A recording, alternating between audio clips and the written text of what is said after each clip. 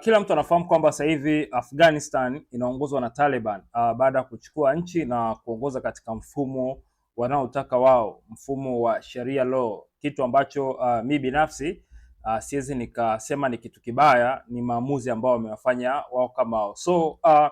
Kuna kitu kimoja nataka nizungumzie hapa, kwa nini hizi nchi maskini au third world country za Afrika, Asia na baadhi ya nchi za Kiislamu kama Afghanistan zitaendelea kusubiri sana kwenye maendeleo ya dunia hii. Cha kwanza nilikuwekea video hapa, kuna hao madogo wamekamatwa, walienda kufanya kama utalii, lakini hao wanafanya tuseme wanafanya hizi social experience, ni ma content creator, wanavaa kama movie fulani inaitwa Peaky Blinders. Kwa hiyo huwa wanatembea kwenye miji mbalimbali, then wanarekodi watu wanavyokuwa wanawashangaa, kwa wanakuwa wanatengeneza content, lakini wamekamatwa, kosa lao ni kuvaa hivi, yani wanasema wana promote western value. Sasa serikali ya Afghanistan imewakamata kwa kosa, kwa nini wanavaa kama watu wa mashariki, kwamba ukifika Afghanistan sasa hivi inabidi uvae kama watu wa Afghanistan, which is stupid, kwa sababu ngoja nikuwekee movie yenyewe. Hii ndio movie ya Peaky Blinders.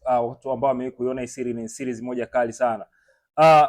Leo uwezi ukasema eti kwamba kama unatoka nchi yoyote ukija kwenye nchi yetu uvae kama sisi, umeona, usivae kama kwenye nchi yako. Mimi toka nimeanza kufuatilia sijawahi kuona kuna nchi yoyote inasema ukiingia kwenye nchi yetu usivae kanzu, umeona, au usivae kama Mwarabu, usivae kama watu wa Afghanistan, usivae kama nchini kwako.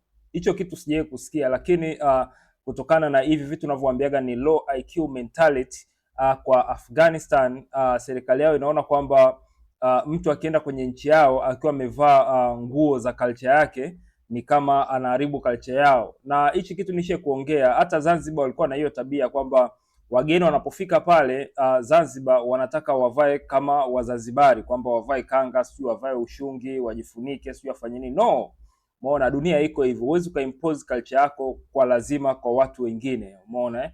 So kwa wale ambao hawajui, movie ndio hii hapa, inaitwa Peaky Blinders.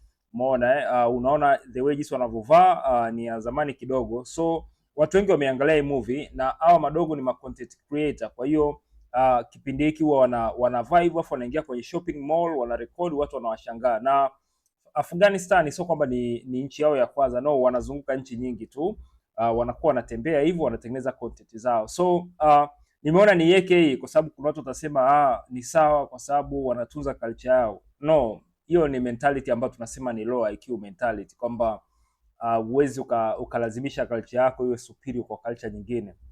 Hilo ni swala ambalo liko wazi tu.